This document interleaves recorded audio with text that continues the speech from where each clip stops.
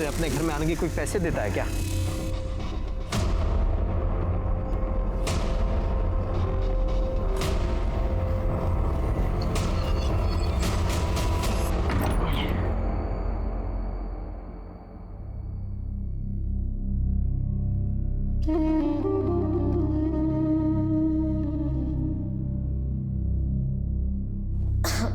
सुनिए, कुछ सोचा है? पड़ोसियों को पता चलेगा तो क्या कहेंगे? अरे तब की तब देखेंगे, अभी तू आराम कर। शाम को उनको पैसे भी देने हैं, कहाँ से लाएंगे? अरे तू क्यों चिंता कर रही है उसके बारे में? मैं हूं ना, मैं सब संभाल लूंगा।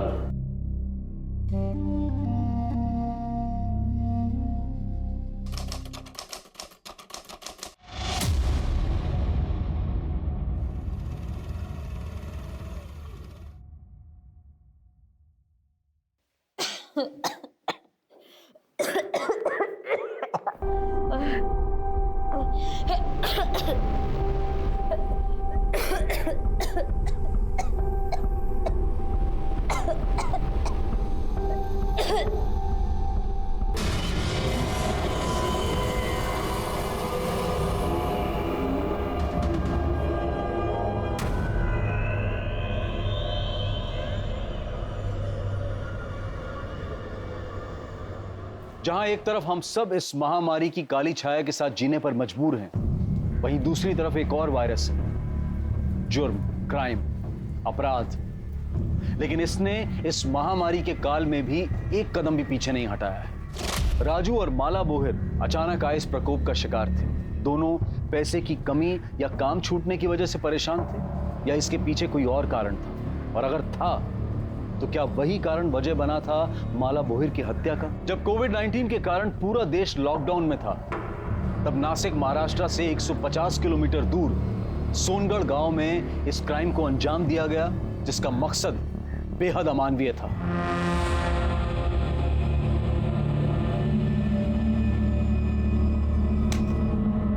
ऐसे तो भूखे मर जाएंगे हम विट्ठल भाऊ। पता नहीं काम कब शुरू होगा। मैं क्या बोलता है विट्ठल भाऊ, गांव चलते हैं। काम शुरू होगा तो वापस आ जाएंगे ना। अरे वहां अपना परिवार है, इधर कौन है देखने वाला? कुछ हो गया ना तो गए हम लोग। जो हुआ सब भगवान की मर्जी थी माला, इसमें हम क्या कर सकते हैं? बस अब ये सोचो कि आगे सब कुछ ठीक हो।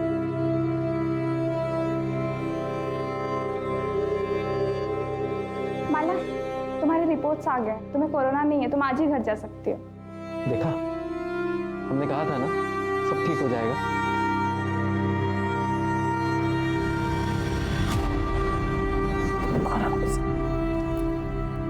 तू आराम कर, मैं खाने का इंतजाम करता हूँ।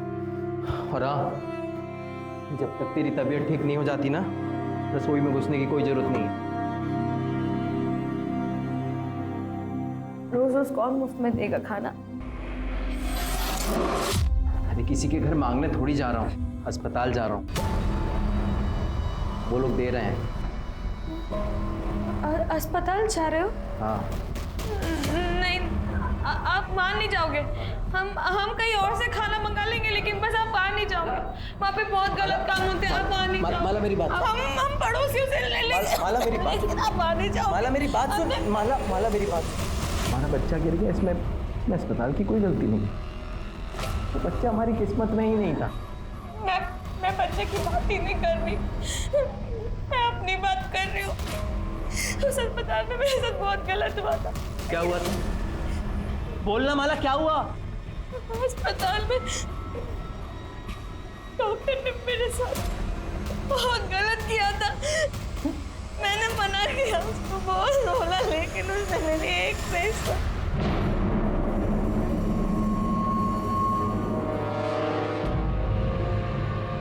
कौन? डॉक्टर? कौन था वो डॉक्टर? नाम बोल माला, जान से मार दूंगा उसको, जिंदा नहीं छोड़ूंगा। नाम बोल मुझे, बोलो नाम बोलना।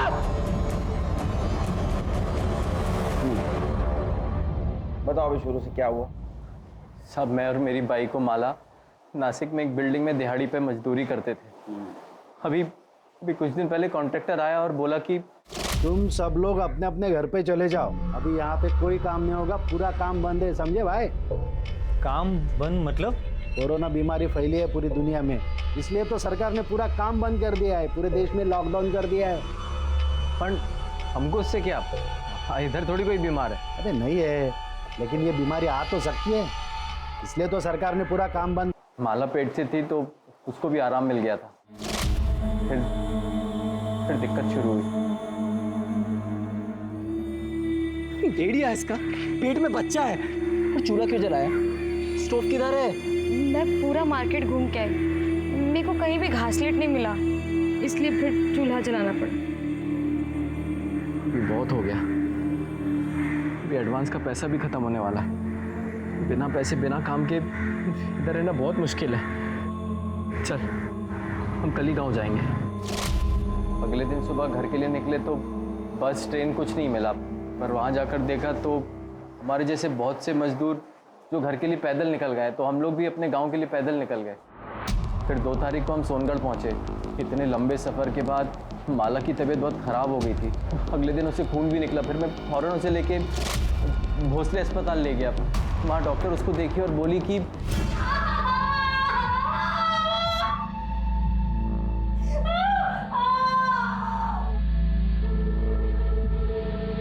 डॉक्टर साहब, माला की तबीयत कैसी है? इतना लंबा पैदल चलने की वजह से प्रॉब्लम हुई है, चेक करना पड़ेगा कि बच्चा ठीक है कि नहीं। और माला को बुखार और खांसी भी है, तो कोरोना टेस्ट भी करना पड़ेगा।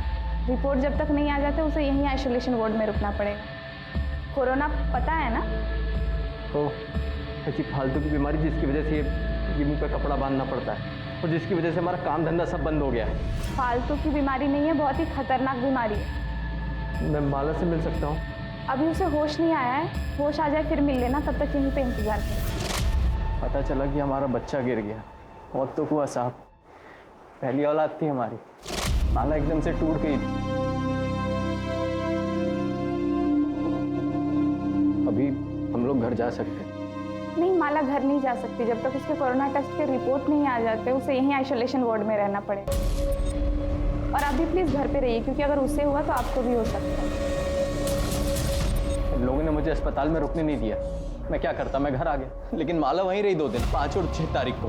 आज जब उसको घर लेकर आए तब उसने बताया कि वो डॉक्टर ने उसके साथ दोनों दिन जबरदस्ती किया। तुम्हारी बीवी माला को मिलना पड़ेगा। माला, घबराने की जरूरत नहीं है, हम तुम्हारी मदद के लिए यहाँ हैं। बताओ हॉस्पिटल में तुम्हारे साथ क्या क्या? मेरा बच्चा गिरने के बाद मैं 2 दिन हॉस्पिटल में थी, टेस्ट का इंतजार करती थी। उन 2 दिनों में एक डॉक्टर ने मेरे साथ जबरदस्ती की। नाम जानती हो डॉक्टर का? पहचान सकती हो उसको? नहीं। आंख दिया है ना भगवान ने, या आंख बंद करके बैठी थी? अरे बताती क्यों नहीं साहब को कौन हरामी था वो? तू भी मजे ले रही थी है? बोल साहब, लेकिन इस तरह से बात करते हैं। विवेन तुम्हारी, देखो माला, ना तो तुम उसको पहचानती हो ना तो उसका नाम जानती हो, उसको पकड़ेंगे कैसे? साहब, वो जो कोरोना में डॉक्टर पहनते ना ऊपर से लेकर नीचे तक, उन्होंने वो पहना हुआ था और मुंह पे मास्क भी लगाया हुआ था। मेरे शरीर में जान नहीं थी, लेकिन फिर भी मैंने उसको रोकने की बहुत कोशिश की, लेकिन वो नहीं माना। माला, माला, तुम और कुछ बताना चाहते हो? साहब तबीयत ठीक नहीं है इसकी, अभी इससे सवाल पूछने की जगह उस डॉक्टर को पकड़ो ना आप। सर, मुझे यकीन नहीं हो रहा। ऐसे वक्त पे जब लोग एक दूसरे को शक की नज़र से देखते हैं कि किसी की वजह से मुझे कोरोना ना हो, एक डॉक्टर अपने मरीज के साथ रेप करेगा, वो भी जिसके कोरोना के टेस्ट के रिजल्ट्स नहीं आए। और सर, अगर माला कोरोना पॉजिटिव निकली तो? गायकवाड़, तुम डिपार्टमेंट में होते हुए ऐसा सोचते हो? हाँ, अरे ऐसे हजारों केसेस है जिसमें लोगों ने अपनी जान की परवाह नहीं की। अरे ये तो विकृत मनोवृत्ति वाले लोग। हाँ, ये वायरस से डरेंगे? अरे इनका जाने दे। नॉर्मल लोग भी अगर कोरोना वायरस के खतरे को समझते ना, तो हमें अपनी जान जोखिम में डाल के रास्ते पे घूमने की जरूरत नहीं थी। रही बात ये माला की, ये जरूर हमसे कुछ छुपा रही है, ढूंढेंगे। सर ऐसा हो ही नहीं सकता। आपने सुना है पहले ऐसा कुछ? आप ही सोचिए कि अगर ये बात डॉक्टर्स और मरीज के बीच में फैल गई तो क्या होगा। पहले से ही हमारे पास स्टाफ कम है, अगर ऐसा कुछ हो गया तो कौन सा डॉक्टर, कौन सा स्टाफ ड्यूटी पे आना चाहेगा? अरे डॉक्टर से क्या, मरीज भी हॉस्पिटल में आने से कतराएंगे। डॉक्टर कूल, ये मैं नहीं कह रहा हूँ, आपके हॉस्पिटल के एक मरीज ने कंप्लेंट की है कि उसके साथ यहाँ एक डॉक्टर ने रेप किया, जब वो आइसोलेशन वार्ड में कोविड टेस्ट के रिजल्ट का इंतजार कर रही है। तो हमें पूछताछ तो करनी होगी। तो आप मुझसे क्या चाहते हैं? सीसीटीवी फुटेज देखना।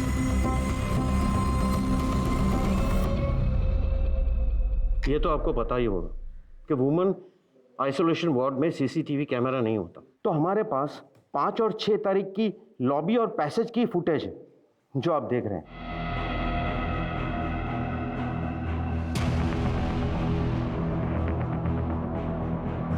6 तारीख को भी यही घुसा है हॉस्पिटल में।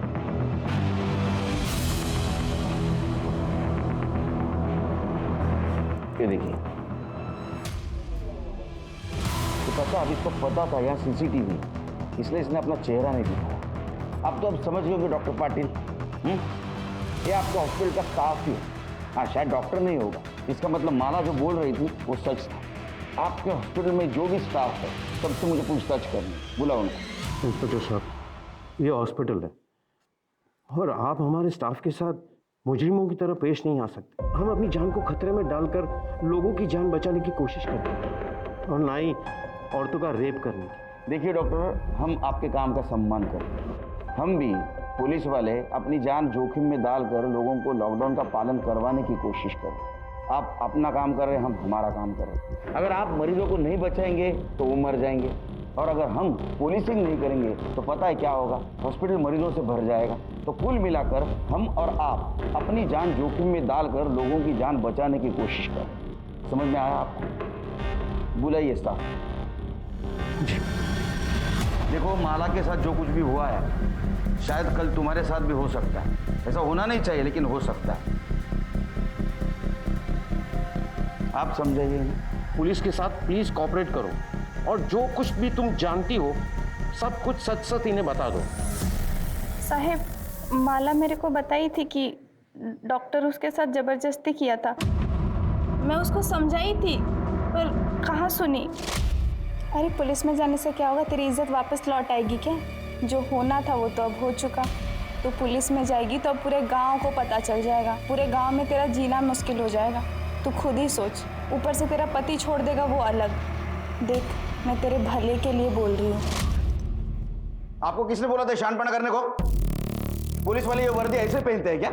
खबरदार, इसके बाद में किसी को ऐसी सलाह देने की कोशिश की तो माला को ही नहीं, हर उस इंसान को न्याय मिलना चाहिए जिसके साथ अन्याय हो रहा है। खराब हो गई भाई।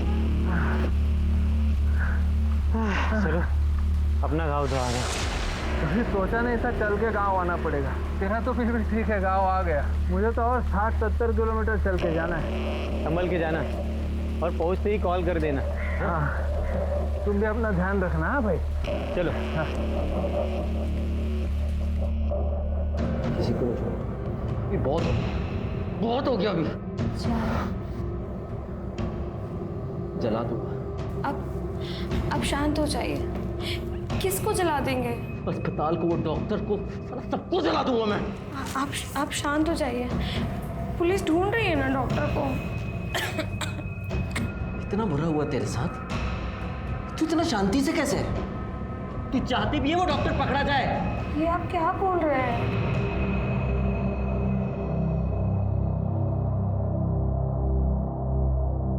क्या हुआ साहब?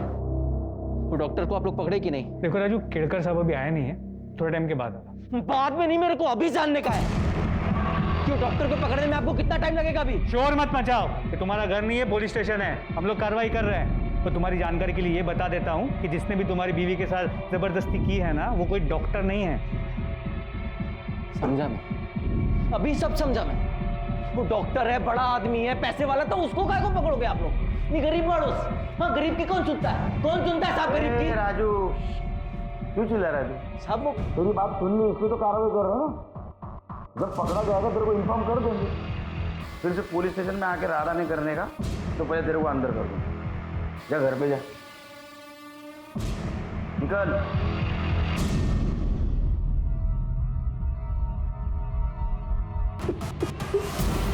चल ले।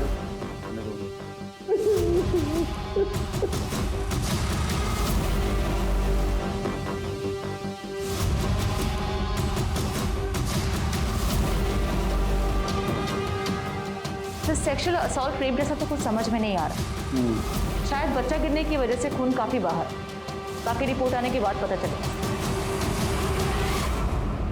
तो गले पे निशान, गला घोट के मारा गया। घर की हालत, बिखरा हुआ बेडशीट, तो मरने से पहले काफी स्ट्रगल हुआ। प्रताप, मुझे लगता है ये काम राजू ने किया है। अपने सामने कितना गुस्सा कर रहा था देख, पीठ पीछे कितनी तकलीफ देता हो। उसने गुस्से में आके शायद इसका गला दबा के इसको मार। एक काम करो, बॉडी पोस्टमार्टम के लिए भेज दो और इसके फीटस से राजू का डीएनए मैच करवा दो। क्या साहब आप अभी मेरे को ही फंसा रहे हो कि मैंने माला को मार दिया? शांत हो जाओ, शांत हो जाओ, बैठो। खून को कंट्रोल करते जा जरा, समझा? ये गुस्सा है ना, ये गुस्सा है उसका वजह है। मानो कि किसी और ने हाथ लगाया, तुम सहन नहीं कर पाए, उसको तो कुछ नहीं कर पाए, इसलिए तुमने माला को मार दिया। लेकिन सर उस टाइम पे तो मैं पुलिस स्टेशन में था, आपके सामने था सर, मैं कैसे मार दूंगा उसको, आप बताइए ना। वो जाना रे तू, पुलिस से गवाही दिलवाएगा? तो पुलिस स्टेशन में था, सच देखा जाए तो माला का मर्डर करके पुलिस स्टेशन आया था। यहाँ से तू वहाँ वापस गया और तूने नाटक किया कि माला को किसी ने मार दिया। वहाँ माला की बॉडी किसी ने देखी नहीं थी। हमने अड़ोस पड़ोस में पूछताछ की, तब पता चला तूने गांव वाले लड़कों को जान से मारने की धमकी दी थी। हाँ, दी थी धमकी उनको। मेरे गांव में मेरे घर में घुसने के मेरे से 2000 रुपए मांगे थे साहब। आखिरी के 500 रुपए थे, वो भी ले लिए उन्होंने, और शाम को वो बाकी के 1500 रुपए लेने आ गए थे घर। चल पैसा निकाल, तो बोला था ना बाकी का 1500 शाम को देगा करके। बोला था पर अभी नहीं हो पाया, अभी तू जा, बाद में देता हूँ। देख चला गांव में घुस गया, अभी बहाना मारता है। चुपचाप से पैसा दे, नहीं तो देख क्या करेंगे हम लोग। अरे बोला ना देता हूँ, पैसा भी नहीं है, आके देता हूँ, अभी जा यहाँ से।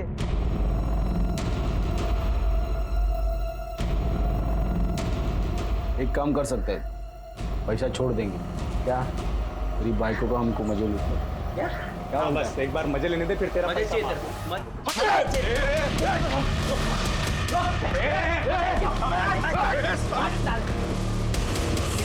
देख लेंगे तुझको, देख लेंगे। उन लड़कों को तो हम देख लें, लेकिन जब तक माला का मर्डर केस सॉल्व नहीं होता तो सोनगढ़ से बाहर नहीं जाएगा।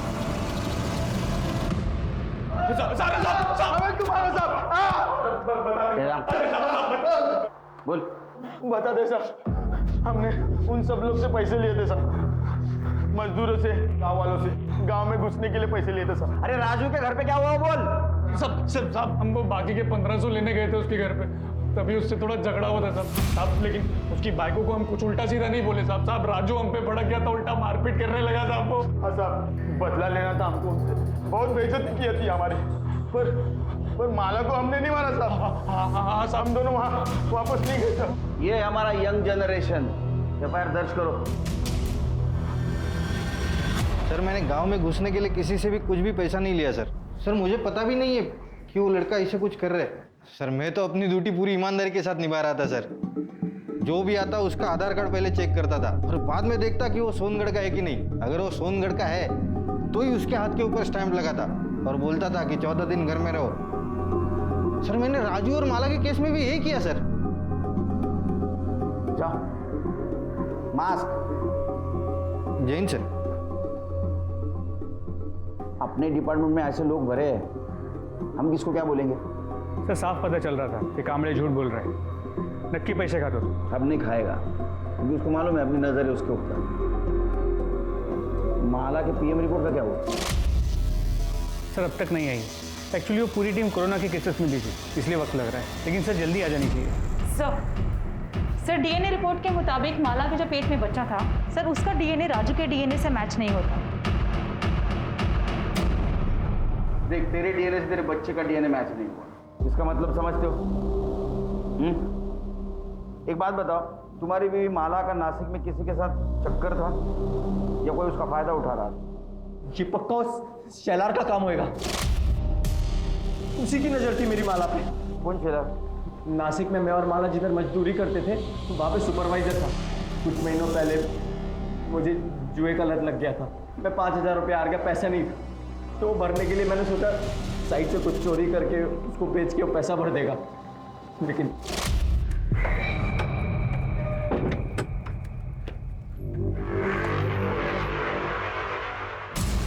चोरी कर रहा है? चोरी कर रहा है? नहीं, जिस थाली में खाता है उससे मैं छेद करता है। रुक, मैं अपने भाव पुलिस को बताऊंगा मैं। भाव इतना गर्मी काहे को खाते हो? मैं तुमको भी देता हूँ ना इसमें से। साले तेरे जैसा चोर समझाएगा मेरे को? अभी मैं देख, तू काम भूल जा काम तू अभी। मैं तेरे को जेल में भी भाव करते हैं ना, क्या होगा? लेकिन अभी मुझे समझ में आ रहा है साहब, तभी मैं कुछ दिन के लिए नासिक से बाहर गया था, तब उसने माला को अपने साथ सोने के लिए मजबूर किया होगा साहब। मुझे एक बात समझ में नहीं आ रही, माला ने मेरे को कुछ बताया क्यों नहीं अभी तक? शेलर का एड्रेस ले लो, उसको थाने बुलाओ। अरे साहब मेरे को क्यों बुलाया इधर? मैंने क्यों बुलाया साहब मेरे को? मैंने कुछ नहीं किया है साहब। गरीब औरतों का बहुत शारीरिक शोषण करता है ना तू? शोषण? क्या बात कर रहे हैं साहब? मैं अभी मेरे सेट को फोन करता हूँ, उनको बुला लेता हूँ। जगह लगा फोन लगा, तेरे सेठ को फोन लगा। उसको भी समझने दे, उसका साइट सुपरवाइजर गरीब औरतों का कैसा शारीरिक शोषण करता है। और उसमें जब राजू और माला भी थे ना, तूने माला का फायदा उठाया, उसका शारीरिक शोषण किया। तेरे बच्चे की माँ बनने वाली थी, उसके बाद में तूने उसको मार दिया। उसका मर्डर हो गया साहब? उसका मर्डर हो गया? मेरे को तो पता भी नहीं साहब। तो अभी ये भी बोलेगा मैंने माला का फायदा नहीं उठाया, उसका शारीरिक शोषण नहीं किया, उसको नहीं मारा? कसम से साहब मैंने नहीं मारा। हाँ, उसका फायदा जरूर उठाया साहब, लेकिन वो सामने से आई साहब। सब जो भी हुआ वो मर्जी से हो उसके साथ। माला ने मेरे को उसके घर पे बुलाया साहब। मैं उसके खोली पे गया और देखा तो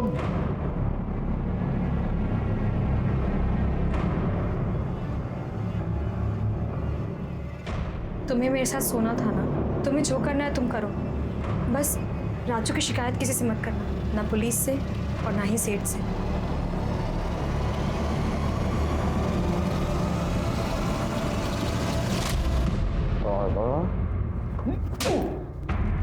इसको फायदा उठाना बोलते, समझा? साहब आप कुछ भी कह लो साहब, लेकिन मैंने उसका मर्डर नहीं किया साहब। और हाँ, मेरे को ये भी पता है साहब, ये बात ना उसने राजू को भी नहीं बताई थी साहब। तब तक नहीं बताई जब तक वो नासिक छोड़ के उनके गांव चले नहीं जाते। और इसके बदले में मैंने उसकी चोरी की बात किसी को नहीं बताई साहब। राजू और माला के अलावा और कौन कौन गया था गाँव वापस?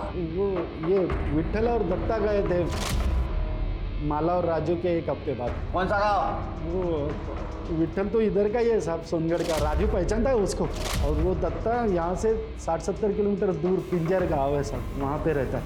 उसका डीएनए टेस्ट कराओ और माला के फिगर से मैच करके देखो, इधर ही रहेगा। अरे नहीं साहब, वो रहेगा। ये वामन शेलर का कहना है कि माला ने उसके पति राजू को बचाने के लिए उसके साथ शारीरिक संबंध बनाए। ऐसा भी हो सकता है किसी और के साथ किसी और वजह से उसने शारीरिक संबंध बनाए होंगे। तो सच में उसके साथ हॉस्पिटल में रेप हुआ था या झूठ बोल रही है? किसी और वजह से उसने हॉस्पिटल में भी किसी के साथ शारीरिक संबंध बनाए? सर इस वामन की बात पे विश्वास कैसे कर सकते हैं? हो सकता है झूठ बोल रहा हो सकता है, लेकिन हमारे पास कोई सबूत नहीं है। क्या चलो सर, चाय अच्छी नहीं है? सवाल अच्छे बुरे चाय का नहीं है, वो बाकड़े की चाय की आदत है। इसकी आदत होने के लिए टाइम जाएगा। शक्कर भी कम डालिएगा। अच्छा ये माला की पीएम रिपोर्ट का क्या हुआ? सर डॉक्टर से कह दिया आज शाम तक आ जाएगी। और वो विट्ठल सुरवे, उसका एड्रेस मिला? जी सर। वो माला और राजू भोर को जानता है? हाँ सर, मेरे को पता चला माला के मर्डर के बारे में, लेकिन ये लॉकडाउन की वजह से राजू को मिलने को नहीं जा पाया साहब। लेकिन क्या हुआ साहब, आप लोग इधर? तो कितने तारीख को निकला था नासिक से? 6 तारीख को निकला साहब। और कब पहुंचा? 8 तारीख को पहुंच गया। तो बॉर्डर पे किसी हवलदार ने रोका नहीं? हवलदार ने नहीं रोका साहब, लेकिन वो गांव के लड़के लोग ने रोका साहब। गांव में एंट्री करने के लिए 1000 रुपये दिया मेरे से। कौन था तेरे साथ? और मेरा दोस्त साहब दत्ता, उसके साथ आया। क्या करता है दत्ता? तो मेरे साथ नासिक में काम करता है साहब, साइड से। वो कहाँ गया? वो उसके गाँव चला साहब, पिज्जे गाँव। और 8 तारीख को आने के बाद तू कहाँ गया? साहब ये लॉकडाउन चालू है तो बाहर किधर जाएगा, घर पे ही था। पक्का घर पे था? हाँ साहब पक्का। इसका डीएनए टेस्ट करवा। सर माला की पीएम रिपोर्ट आ गई। चला, नसीब चांगलं। अच्छा, कुछ मिला? सर रिपोर्ट के मुताबिक उसकी मौत 9 तारीख के सुबह 10 और 12 बजे के बीच हुई और सर मौत की वजह खून बहने की वजह से नहीं, दम घुटने की वजह से। और जो ब्लीडिंग हमने देखी वो गला दबाने के प्रेशर से हुई। तो हमारा शक सही निकला, उसका मर्डर है। अब ये पता करना है कि उसका मर्डर किसने और क्यों किया। प्रताप, मुझे लगता है राजू ने उसका मर्डर किया होगा, क्योंकि राजू उसको लेके बहुत पॉजिटिव था।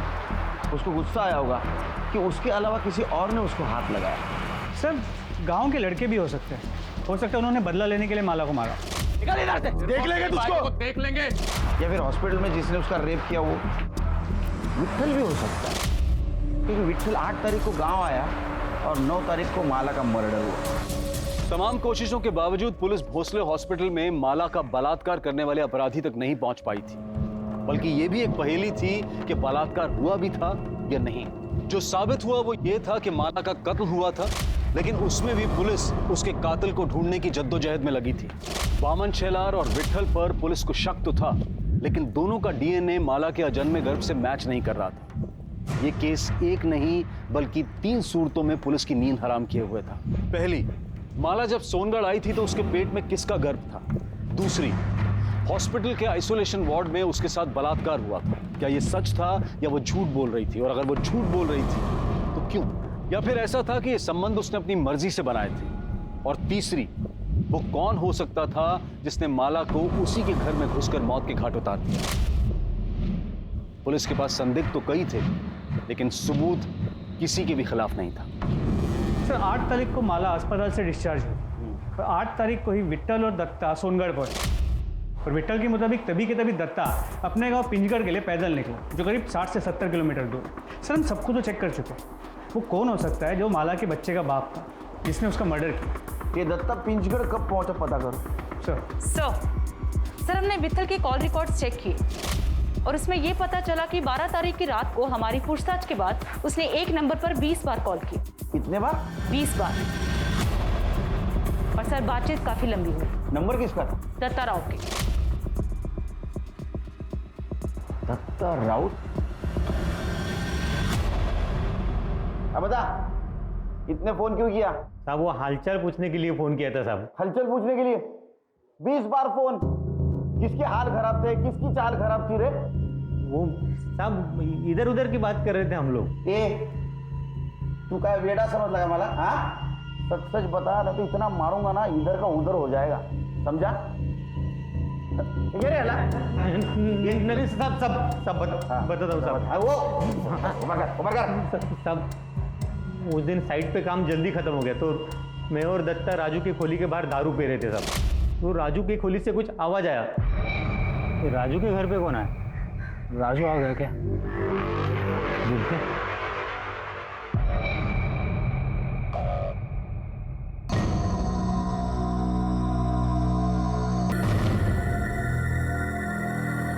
सब तभी मैंने ये वीडियो बनाया साहब।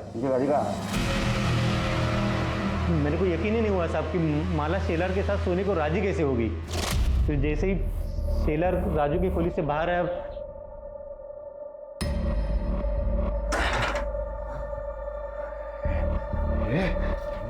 कपड़े उतर। भाव, पागल हो गए क्या? निकलो निकलो यहाँ से, निकलो वरना मैं शोर मचाऊंगी। निकलो भाव। तू क्या शोर मचेगा? मैं मचाता है ना शोर, बुलाते हैं सबको और बताता है वो राजू इधर नहीं है ना, तो शेलर के साथ तू कैसे मजे मार रही है? भाव भाव छोड़ो, भाव निकलो निकलो यहाँ से। कपड़े उतारती है कि बुलाओ सबको? साहब मुझे तो मार रहे, मैंने कुछ नहीं किया था। ये आपको झूठ बोल रहे हैं सब। नहीं झूठ बोल रहे, नहीं झूठ बोल रहे साहब। ये देखो साहब। अरे आज तू है ना, अब और मार खाने के बाद गलती हो गई साहब, गलती हो गई साहब। एक बार गलती हुई, बार बार गलती हुई? वो साहब को मुझे शेलर का तो मालूम नहीं है, पर मैं सर 4 बार माला के घर पे गया, उसको बदनामी की धमकी दिया और बाद में उसको रेप किया और मार दिया। 8 तारीख को तू सोनगढ़ बॉर्डर पे इसके साथ पहुंचा वैसा देखा जाए तो 9 तारीख को तेरे गांव पहुंचना चाहिए था शाम तक, लेकिन तू 11 तारीख को दोपहर में पहुंचा। 36 घंटे क्या कर रहा था रे तू? कहाँ था? थक गया था ना साहब चल चल के, थोड़ा आराम करने के लिए रुक गया। 36 घंटे सो रहा था तू? सच बता तो इतना मारूंगा ना, पूरी हड्डी पसली एक कर दूंगा। बताता हूँ साहब, बताता हूँ, मारना बता। सच बता ना। वो साहब नशे के हालत में मैंने वो माला से जबरदस्ती तो कर ली साहब। बाद में अकल आई कि वो शेलर सिर्फ माला के साथ सोने की बात किया था, तो राजू ने उसकी हड्डी पसली तोड़ दी थी। मेरे बारे में उसको मालूम पड़ता तो मेरे को तो जान से मार देता था साहब। मैं तो डर गया था साहब, लेकिन फिर पता चला कि माला पेट से राजू लड्डू बांट। मतलब ये था कि उसको अब तक तो कुछ पता नहीं था, लेकिन माला साहब वो कुछ ऐसे घूर के और गुस्से से मेरे को देखती थी, लगता था कभी भी राजू को बता दे। माला और राजू सोनगढ़ जाने के लिए निकले। उस वक्त तो माला ने मुझे कुछ सिर्फ गुस्से से देखा था ना साहब, लगा था अब कुछ तो होने वाला। मैं डर गया था साहब। उसके बाद तो साहब वो राजू मेरे सपने में आता था साहब, मेरी छाती में बैठ के कोई तो से मेरे को मारता था साहब। नाटक मत कर। नाटक नहीं साहब। उसके बाद मैंने इसको बोला गांव चलते, दोनों साथ में ही गांव जाने के लिए निकले थे साहब। वहाँ सोनगढ़ के फाटे पे पहुंचे तो ये सोनगढ़ के अंदर चला गया। देखा कि इसने वो बच्चे, वो गांव के लड़के थे ना, उनको पैसे देके अंदर घुस गया। मैं तो सीधे अंदर नहीं जा सकता था ना साहब, तो मैंने रात होने की राह देखी ताकि वो लोग सो जाए। तो जैसे रात हुई मैं भी अंदर घुस गया। जाते ही पहले वो राजू का घर ढूंढा साहब, फिर रात भर उधर ही छुपा रहा। सुबह हुई, जिस वक्त राजू घर से निकला ना साहब, तो मैं घर के अंदर घुस गया साहब।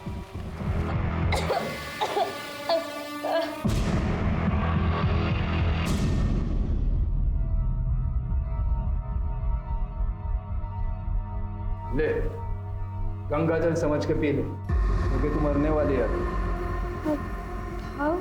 रात को नींद नहीं आती है मेरे को, इस डर से कि तू सब राजू को बता देगी और आगे मुझे मार देगा। मैं मर जाऊं इससे तो अच्छा है कि तू। भाव में राजू और कुछ नहीं बताए। आयुष्मान मैं रिस्क नहीं ले सकता है ना। 9 तारीख को तू सोनगढ़ पहुंचा, तो 5 और 6 तारीख को माला का रेप कैसे किया? नहीं साहब, 6 तारीख को तो हम लोग नासिक से निकले थे गांव आने के लिए। 2 दिन तो रास्ते पे ही चल रहे थे। इसको पूछो ना साहब, साथ में थे हम लोग सब। मैं 6 तारीख को वहाँ था ही नहीं, तो मैं रेप कैसे कर सकता हूँ? माला का रेप और मर्डर दोनों केस फाइल करो, लेके जाओ इसको।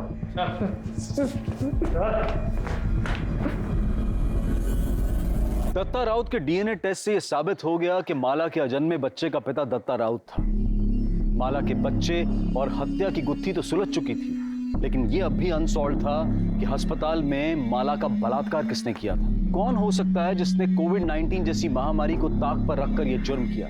ऐसी विकृत मानसिकता वाले व्यक्ति को ढूंढने के लिए पुलिस ने इस केस की फिर से जांच शुरू की और यह पाया कि बलात्कारी कोई हॉस्पिटल के स्टाफ में से नहीं है, बल्कि बाहर का कोई व्यक्ति है। 5 और 6 तारीख को तेरी ड्यूटी थी ना, तो ये बता कितने आदमी और कौन कौन आए थे अंदर? किसको आने दिया था तूने?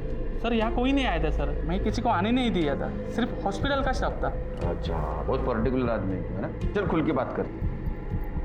गांव वाले लड़के गांव में किसी को भी घुसने देने का एक आदमी का 1000 रुपये लेते। तेरा रेट क्या है? सर ये आप कैसी बातें कर रहे हैं? अरे दोस्ताने में बात कर रहा हूँ उसके साथ। हाँ, गलती मान ले। तूने अगर गलती मान ली तो एक मरी हुई औरत को न्याय मिलेगा, और अगर अपने पे उतर आए तो तेरे को न्याय दिलाने वाला कोई नहीं रहेगा। समझा? नहीं समझ में आया?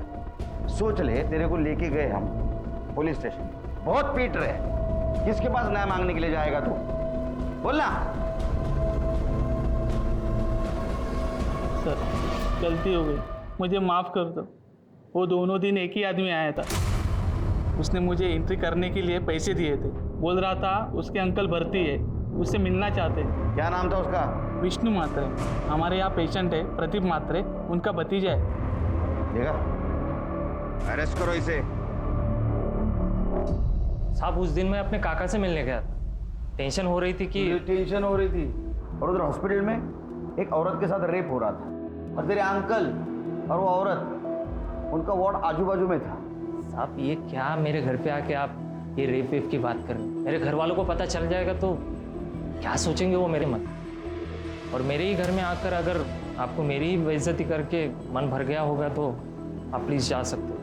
हम तो जाएंगे। हाँ चलो, अच्छा एक काम करते ना, तुम्हारा डीएनए टेस्ट करवा लेते। तुमने कुछ किया ही नहीं ना, तो करवा लेते डीएनए टेस्ट। हाँ अगर तू ना करेगा तो पुलिस वाले शक करेंगे तेरे पर। नहीं मतलब हाँ हाँ हाँ हाँ ले लो। डीएनए के टाइम वो विष्णु की हालत देखी तुमने कैसी हुई थी? मुझे लगता है रेप उसने किया होगा, क्योंकि 5 और 6 तारीख को उसके अलावा हॉस्पिटल में कोई नहीं आया और हॉस्पिटल के सारे स्टाफ की हिस्ट्री तो हम लोगों ने निकाली है। लेकिन सर हमारे पास उसके खिलाफ कोई सबूत नहीं है। हमने डीएनए सैंपल लिया तो है, लेकिन उससे क्या हो? हेलो हेलो, आएगा आएगा, कोरोना का वैक्सीन आएगा, टेंशन मत लो। सॉरी सर, मैं केस से रिलेटेड ही कुछ ढूंढने की कोशिश कर रही थी।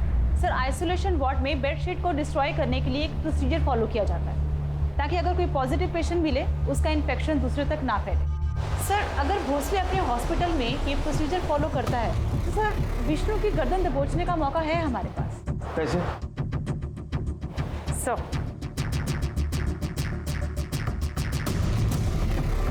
पता करो भोसले हॉस्पिटल में प्रोसीजर फॉलो होता है क्या? अगर होता है तो विष्णु जरूर पकड़ा जाएगा।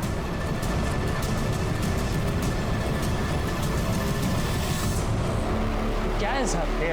हाँ चल उधर चल। एक बात बता, कोविड-19 के पेशेंट के बेडशीट के साथ क्या किया जाता है? डिस्ट्रॉय किया जाता है उसको। अब हमारा नसीब अच्छा कि माला की बेडशीट हमारे हाथ लग गई। देखनी है फोटो? दिखा, इसके ऊपर साफ साफ माला के बेड का नंबर दिख रहा है। तो ये सब मेरे को क्यों बता रहे साहब आप? वो इसलिए बता रहे कि उसके ऊपर जो ड्राइड सीमेंट्स के ट्रेसेस मिले वो तेरे डीएनए से मैच हुए हैं। अब बताएगा नहीं बताएगा? बैकवर्ड। साहब नहीं साहब, बताता हूँ साहब, बताता हूँ। बोल। 5 तारीख को मैं सच में अपने काका से मिलने गया था। उसके लिए मैंने गार्ड को रिश्वत भी दी थी, लेकिन जब वहाँ से वापस आ रहा था तो मैंने देखा अकेली औरत बेड पर पड़ी है, तो मैं अपने आप को रोक नहीं पाया सर। अगले दिन मैं गार्ड को रिश्वत देकर सिर्फ उसी के लिए वहाँ पे गया था। मैंने ध्यान रखा कि मेरा चेहरा सीसीटीवी कैमरा में ना आए।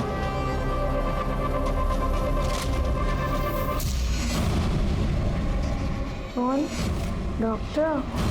गरीब, लाचार और बीमार औरत के ऊपर अत्याचार करने में तुम जैसे लोग मर्दानगी समझते हैं। वो बेचारी कोविड-19 से तो बच गई, लेकिन तू और तेरे जैसे दरिंदों से नहीं बच पाई।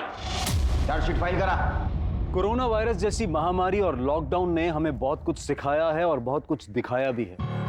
शायद हम पहले से ज्यादा संवेदनशील हुए हैं। जहां एक तरफ इस मुश्किल की घड़ी में कुछ लोग अपनी कमाई, अपनी सेविंग्स को डोनेट करके अनजान लोगों की मदद करने की कोशिश कर रहे थे, वहीं विष्णु महात्रे, दत्ता राउत, वामन शेलार और विट्ठल सुर्वे जैसे लोगों ने इससे कोई सीख नहीं। माला भोईर, जिसने जिंदगी और मौत तकलीफ में देखी, जिसकी शुरुआत उसके पति राजू भोईर को बचाने के गलत तरीकों से हुई। इस केस से हमें यह सबक मिलता है कि गलत काम करने का कोई भी सही तरीका नहीं हो सकता है। इसलिए अपनी गलती का सामना करें और आगे के लिए सीख ले, ताकि दोबारा किसी मुसीबत में ना पड़े।